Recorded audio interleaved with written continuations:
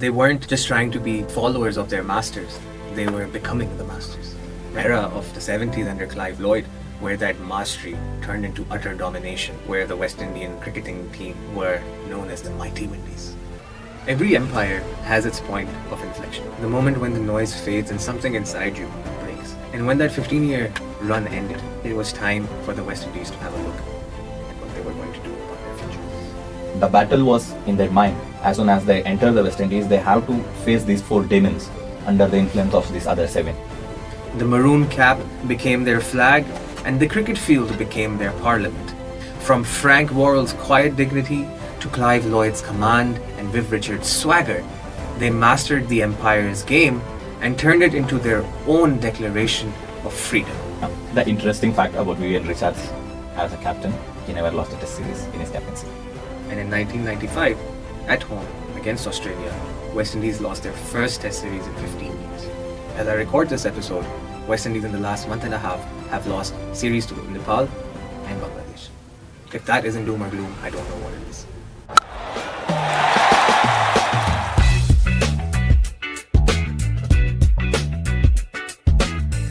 Once upon a time, the West Indies weren't just a cricket team. They were a civilization stitched together through belief, rhythm, and rebellion. 11 islands: Jamaica, Barbados, Trinidad and Tobago, Guyana, Antigua, Grenada, St. Lucia, St. Vincent, Dominica, St. Kitts and Nevis, and Montserrat all came together as one to form the West Indies. The maroon cap became their flag, and the cricket field became their parliament. From Frank Worrell's quiet dignity to Clive Lloyd's command and Viv Richards' swagger, they mastered the empire's game and turned it into their own declaration of freedom. But as the victories multiplied, the vision thinned and the cracks began to appear. What began as unity of purpose drifted into confusion and compromise. This episode will look at West Indies cricket and its eventual decline. My name is Hassan Ali. I'm joined by Sharan Kumar, and behind the camera, like always, is Rupesh Atmuri. This is Critic.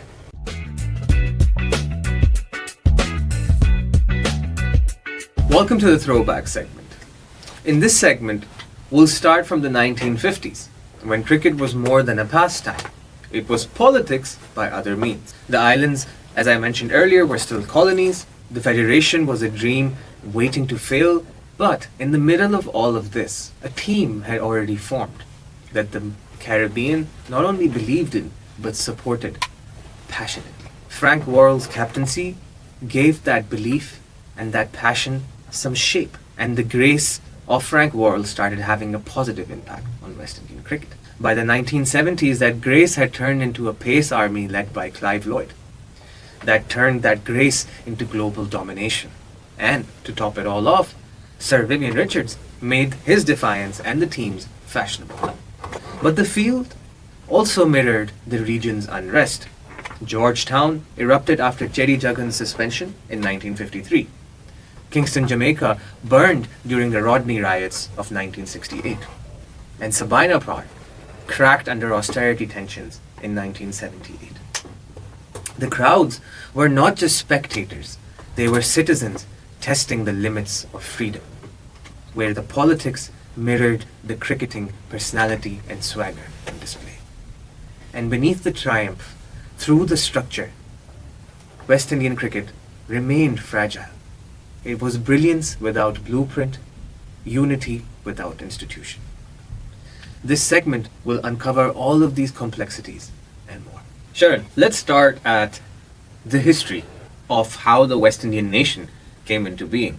I've already touched upon the different islands and how they were stitched together to become one out of obligation against the English Empire. Could you please give us a little bit more detail and a rundown of how the West Indian cricket team came into being? The cricketing history of West Indies or the Caribbean islands is interesting. It is beyond the pace battery which they carried, it's beyond their swagger, it's beyond their maroon cap, and it is even beyond the 1900s. When British Emperor start occupying the Caribbean islands, this cricketing culture came as a structure, came as a control, came as a passion. And when they moved to the islands, when they started playing cricket in a sugar farms and a school backyards, the regional people like a Caribbean people started getting involved into the game. But until and unless in 1928, it is all the Caribbean nations recognized it as a game, and they came together to form a union called the West Indies Cricket Board, which is started even before the unification of all the islands. So in 1928, this West Indies Cricket Association or the West Indies 11 is recognized by a status of test playing nation by MCC. So once they got a test recognition in 1928 by MCC, still the whole control of the cricket were under the whites. So the captains, there were a certain black players from the Caribbeans, they were not yet the captain. There used to be inter-island tournaments between the islands which Hassan already mentioned. This has evolved much of the players' playing capacity and the structure within the islands. By 1960 or 1955, the West Indies saw its first black captain in the name of Worrell. So that's where the great three W's came into picture: the Worrell, Weeks, and the Walcott. Once West Indies had in such an era where they were not playing a cricket to show their game, they are proving there to show what Caribbeans are made up of. Cricket became a passion for them. Cricket became a festival for them. It's more than a country, because if you look at the other countries, they play for the nations because they belong to that nation. It's a nationality kind of a pride. But when you look into the Caribbean, it's not the same thing. Like, there are 13 islands or 13 different nations, but they come together to form a cricket team under the maroon umbrella to show that they belong to this game. They are here to rule, and they proved it in time. I'd like to add another dimension to what you just said, Sharad. What I've came across when researching was a professor by the name of Richard Burton at University of Sussex. He's a cultural historian. He noted that the different captains that came in these eras represented the political climate or landscape at the time. For example, in the 1960s, he said that the West Indian cricket team used cricket as a declaration of freedom, and he noted that Frank Worrell's captaincy wasn't just about strategy, it was about symbolism. A black man leading the West Indies against England for the first time. In England for the first time. And for a society that was still recovering from the impacts of colonialism, this was a monumental moment, if we could put it that way. And I think this is where you can assume that a sort of moral revolution began. That they weren't just trying to be followers of their masters, they were becoming the masters, right? And maybe now you can take us into their era of the 70s under Clive Lloyd, where that mastery turned into utter domination, where the West Indian cricketing team were known as the Mighty Windies. The interesting fact about Worrell as a captain, you might be knowing more about his cricketing average, like near to 50 or the 50 and ODIs or the 300 odd runs he scored. One of the important fact we don't know about or we ignore about is he is a scholar from University of Manchester. The significance of this, which I am stressing in, because in a parts like Caribbean, when somebody is having a knowledge from the Western education system and who is very good with the sports, this guy is totally representing Caribbean in a world stage. For him, cricket was not just a sport. For him, it was a representation of Caribbean. It was a mirror showing the world what Caribbean is made up of and how they're gonna play sports with passion, fire, and the cultural significance which they want to carry forward in an upcoming generation. So coming back to his cricketing knowledge or the cricketing strategies which he has made, before that it was traditionally having 2 to 3 pace bowlers and have a couple of spinners and have one all-rounder, so that we can play a match of 60 overs. Back then 61 overs match they used to carry forward with this kind of strategies, but Worrell has a different game plan altogether.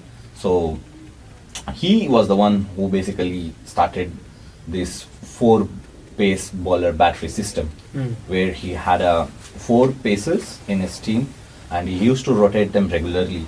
He was not the one guy who was not sitting back and waiting for the batsman to make a mistake. He was the one pushing their bowlers time in time, rotating in time, and asking them to fire with a full cylinders and pushing the batsman to make a mistake by the influence of the bowlers, not by himself. So he always believed in taking all the wickets and winning the match. That was the blueprint which he has set, and he is very famous for his field positions as well.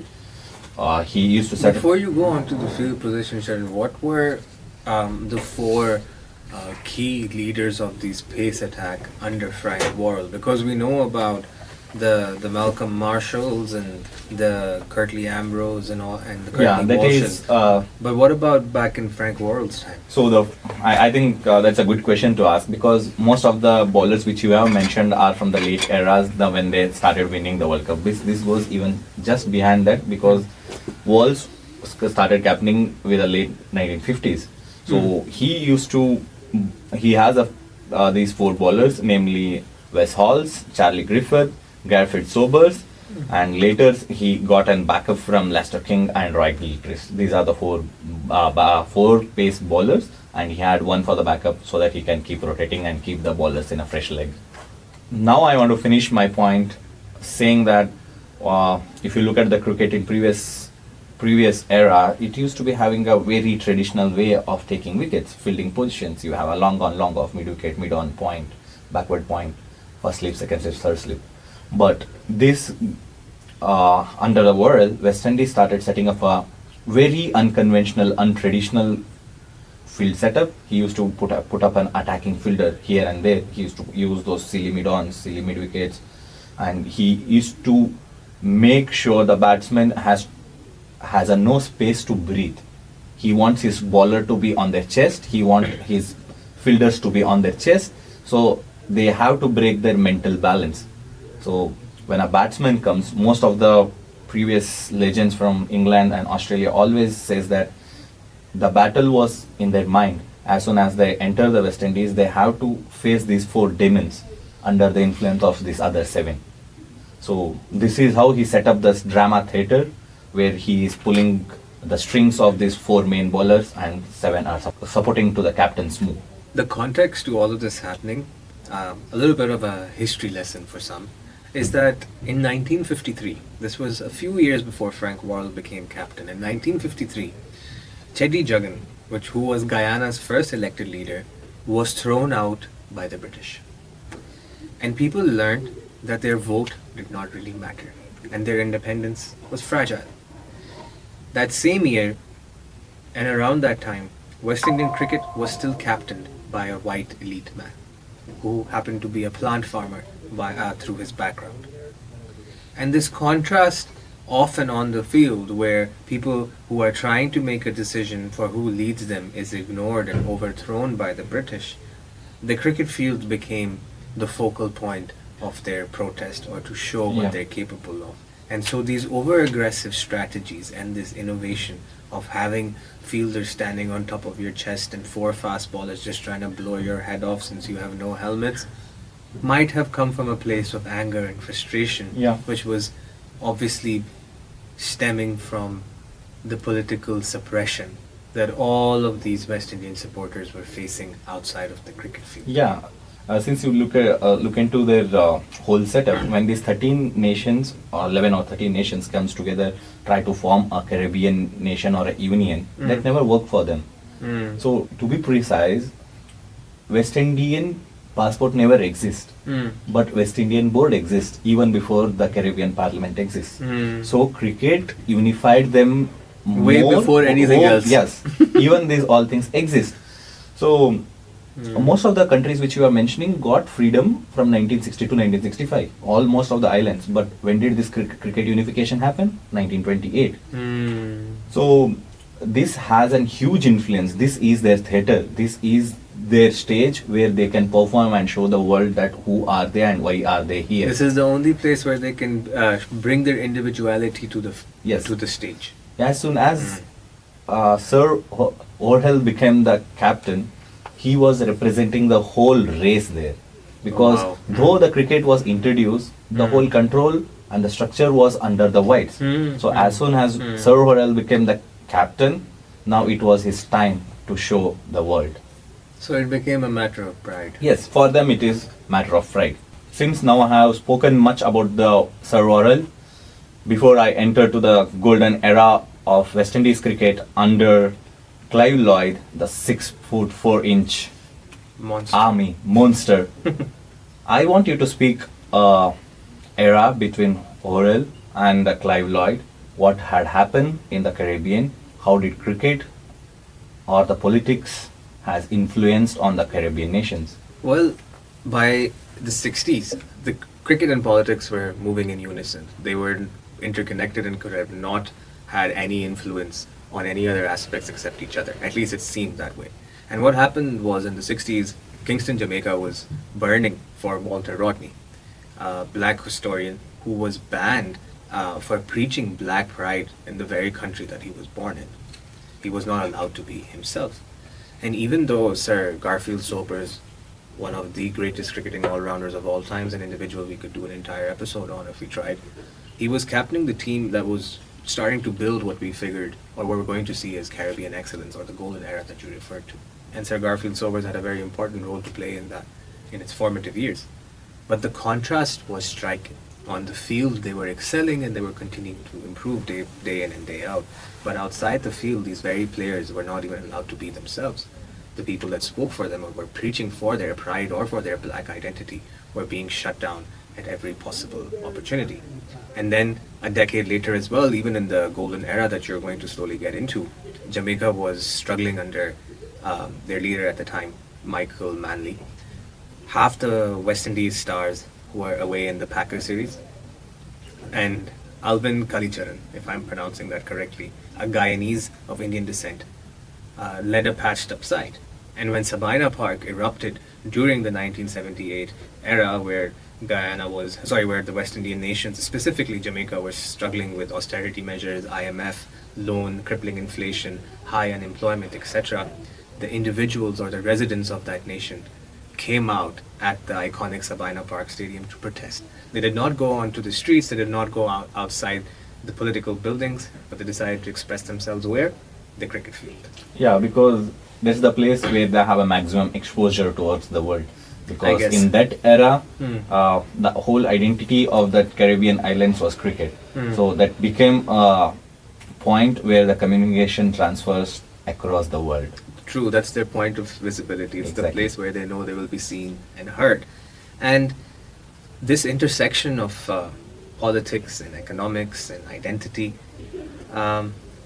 cricket started carrying the weight of the things the governments could not fix, their administrative structures could not fix. That's the moment where Clive Lloyd walks in. And why don't you take us through that golden era? I think it's the time we enter into the golden era of West Indies cricket under Sir Clive Lloyd. What a name to have, what a personality. The contribution which he had made to the West Indian cricket is humongous. He made his debut in 1966 in Mumbai, but the unknown fact behind this debut, this guy went on to play more than 490 matches in a first-class cricket of West Indies. Wow. And he scored 31,000 runs. So he was not just XYZ. Yeah. He was Mr. Sir Clive Lloyd. He was a brand even before he became a brand. So by the time he played his first 8 years under different captains, but when he became a full-time captain in 1974, he had made those certain changes. He used his bowlers like a 4-stroke engine, 1 stroke at a time. Since Worrell has already set the blueprint, how he gonna use his bowlers, how he gonna rotate those bowlers, how he gonna keep their legs fresh, and how he gonna utilize those whole fielding setup, the attacking mindset. This guy was the one who used it to the fullest and implement to the core. Do you think he had better players to do it? Yeah, he has a better set of players. I want you to take those names, the bowlers which we are mentioning. I know you're very passionate about fast bowling, so I want you to say about those 4-stroke engine mechanism, how those 4 fast bowlers worked under Clive Lloyd. So under Clive Lloyd, the main pace battery that I heard a lot about growing up from my dad, who saw them growing up, you had Michael Holding. Obviously, we now know him as an iconic commentator, but he was known as Whispering Death, one of the fastest bowlers of all time, as well as at that time, along with Dennis Lilly. You had Andy Roberts, known for his short, hostile bowling. We had, of course, the great Joel Garner, the Big Bird, as he was known, also known for his short bowling, 6'8", if I'm not mistaken, Joel Garner, and Colin Croft, obviously as well a very fast, aggressive bowler. And to top it all off, the great Sir Malcolm Marshall also played a few years with these guys at the tail end of his career. He was more of your line and length, in-swing, out-swing kind of bowler, not as hostile or aggressive. Malcolm Marshall stood at 5'9", whereas the rest of the fast bowlers were all above 6'4", with Joel Gardner being the tallest at 6'8". And of course, they also, towards Sir Viv Richards' latter end, Clive Lloyd didn't manage them much, but it was this generation that also saw the rise of Curtly Ambrose and Courtney Walsh, who then took over as full-time replacements of Michael Holding and Andy Roberts. So when I take the names of all these bowlers, including the four horsemen, and we talked about Sir Clive Lloyd having better personnel at his disposal compared to Frank Worrell, what did this team achieve, and what did these four horsemen under the leadership of Clive Lloyd and later Sir Vivian Richards achieve? I think for that I need to pull my numbers. Let me read out my numbers. Mm-hmm. Under the captaincy of Mr. Lloyd or Sir Lloyd, between 1974 to 85, West Indies went on to play 74 matches, in which they won 36, lost 12, and draw or the no results were 26. Mm-hmm. That comes up to be a number of percentage around 49%, to be precise 48.6. Which was the highest at the time, Yeah. for context. Yeah, now it might look like a 48% is nowhere, because most of the captains like Rohit Sharma or others or like Virat Kohli has the same percentage. But in that era, 48 was much more bigger than what it looks like. In that era, a lot of test matches would end up as draws. Draws, yeah. So now let's look into his ODI records. I want to stress on these ODI records because this is the era where 2 World Cups happened and West Indies went on to win these 2 World Cups. They gave a nightmares to the teams like Australia and England in their home. And specifically, they played 84 ODI matches and they won 64 of them. And they could barely lose like 18 matches and 2 were draw and no results. So that makes a percentage of 76. So when we as an Indian say that Rohit Sharma is the most successful ODI captain that India has ever produced, Rohit Sharma will be in this list third. He will be below Clive Lloyd. So that's the standard Clive Lloyd has set. I wanted to bring a picture of Rohit Sharma just to show this generation how this number is much more bigger than what you How think. it compares to... So how it is compared to the current era, because the World Cup which we are already spoken about in most of our episodes, the 2023 World Cup, where we could lose only 1 match, and after that in Champions Trophy we didn't lose a match. So when these streaks makes up his number just below Clive Lloyd, not Can you above the Clive imagine what Lloyd. level Clive Lloyd So- was operating at? Absolutely. So can you just imagine the standard which Clive Lloyd has set? When Clive Lloyd was building a fortress, there was one man who was working in the background very religiously, and his numbers in domestic cricket shows up what he was and how his hard work and a dedication towards sport has molded him to play the cricket at its best stage with the best intents. Now I'm speaking about Mr. Vivian Richards. Sir Vivian Sir Richards. Vivian Richards, to be precise. Knighted by the very British that once ruled over them. Yeah. The irony. Anyway, continue. Born in 1952, played his domestic cricket in the Caribbean islands, went on to score 30,000 runs in a domestic circuit. Just like Frank Worrell. Just like, this was the same number Clive Lloyd, this was the same setup Clive Lloyd followed, and Vivian Richards followed the same. So playing 400 odd domestic matches, scoring 30,000 runs under their belt. Now it's time to step in the international circuit. So this was a starting era of Sir Vivian Richards.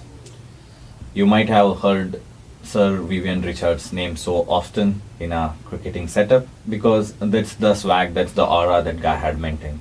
He used to come up with this cap, no helmet, chewing gum, broad shoulder, walking in Collars. a confidence, collars.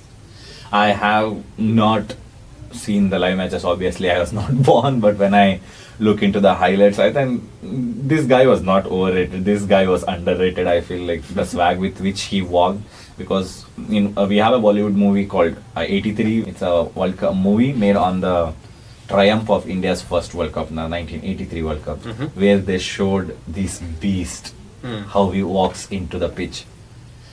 When I heard certain cricketing nations speaking about it, the plan to shut down Vivian Richards was no plan. They went blindly. They see, like, let him make the mistake. That was the plan against him. That was So the he monster had no he grew. weakness.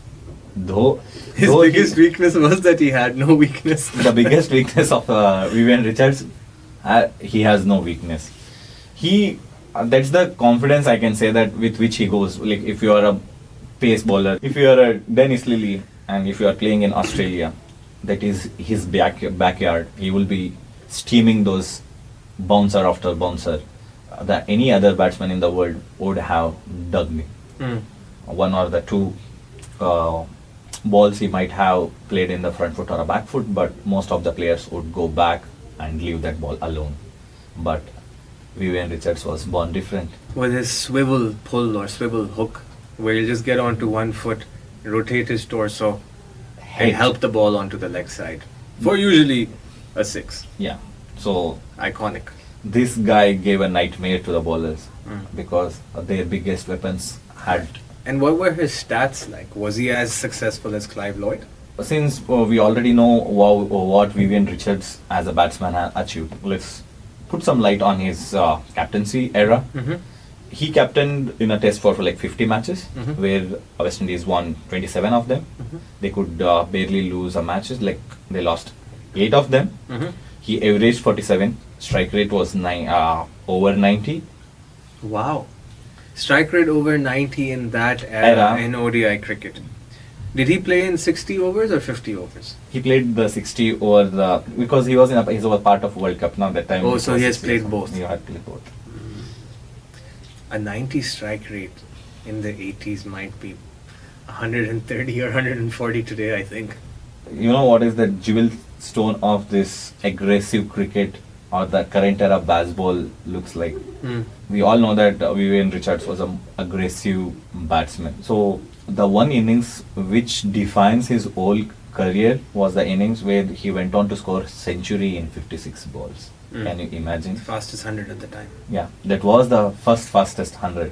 That was Vivian Richards. Summarized. Way ahead of his era.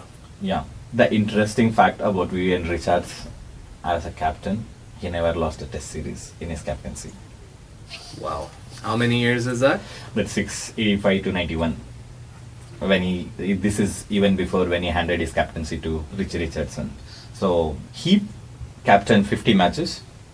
As I mentioned, 27 wins. The percentage was 54, a bit higher than Clive Lloyd. And he too was lucky enough to continue having bowlers like Michael Holding, Courtney Walsh, Ian Bishop, the great Ian Bishop, fantastic commentator, by the way. So again, the one commonality between Clive Lloyd and Sir Vivian Richards was that they continually had excellent bowling resources at their disposal. And this is the time in which this team was called as the Calypso team, or the Calypso era. And one thing we would like to highlight is that despite all these successes, despite all of the years they went unbeaten in Test cricket, the underlying reality was that there were no academies, there were no age pathways from under 15, 17, 19s going into the West Indian team, and there was no unified development strategy. So let's say if there were the 11 or 13 islands, they all had their own formula as to how to make cricket grow. And so what you essentially had was an umbrella named West Indies, but all the 11 or 13 entities within it were pulling in different directions.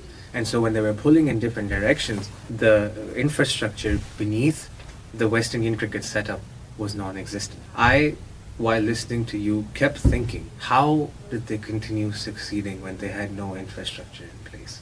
Raw talent without a bureaucracy system. Yeah, but Sharon, this is like the problem. One of the sports sociologists, his name is Gerald Griggs, and in a paper he wrote for University of Worcester, if I pronounce that right, or Worcester, if I pronounce that right, in the UK, he talked about how identifying their achievements as raw talent or passion undermines the achievements that they made in the first place. We need to look beyond this surface level interpretation that it was just raw talent. Raw talent and raw passion can't win you 2 World Cups consecutively. Raw passion and raw talent cannot make you unbeaten for 15 years in a test series. So the question really lies is, until date this hasn't been answered, what was it that was working so well in that era that the individuals who mimicked their masters as colonized individuals then became the masters of the very game and started winning World Cups in the backyard of the British Empire? So the question then, once again, I will revert back to it. What was the secret behind it? Was the unity and the passion just based on emotions? But if that was the sole reason that West Indian team was thriving, that might also be the sole reason that it's not thriving today. Yeah. But before we go into all of that, Sir Vivian Richards stepped down and Richie Richardson comes in and becomes the captain of the West Indian team in 1991. And his next immediate task was the 1992 World Cup that Pakistan famously won under Imran Khan. And Richie Richardson, upon becoming captain, enjoyed a year or 2 of relative success, after which a significant downturn started. And in 1995, at home against Australia, West Indies lost their first test series in 15 years. Every empire has its point of inflection. The moment when the noise fades and something inside you breaks. And when that 15-year run ended, it was time for the West Indies to have a look at what they were going to do about their future. And at this point, we'll bring an end to the part 1 of our West Indies, the Eventual Decline episode. In this episode, we primarily focused on what worked from a cricketing point of view, with some flashpoints happening off the field, politically and sociologically, as you expect in many societies. But in our next part, when we look towards the 1995 to the 2016 era, all the way until they won the T20 World Cup, we will realize that the fall of West Indian cricket was rooted in non-cricketing reasons. And then from 2016 till our present day, those non-cricketing reasons, as well as administrative issues, combined together to create the doom and gloom that we know of West Indian cricket today. As I record this episode, West Indies in the last month and a half have lost series to Nepal and Bangladesh. If that isn't doom or gloom, I don't know what it is. On this rather somber note, I'd like to end this episode. My name is Hassan Ali, and with me was Sharan Kumar, and behind the camera, like always, was Rupesh Atmuri. This is Cricket. This is Rise of West Indies.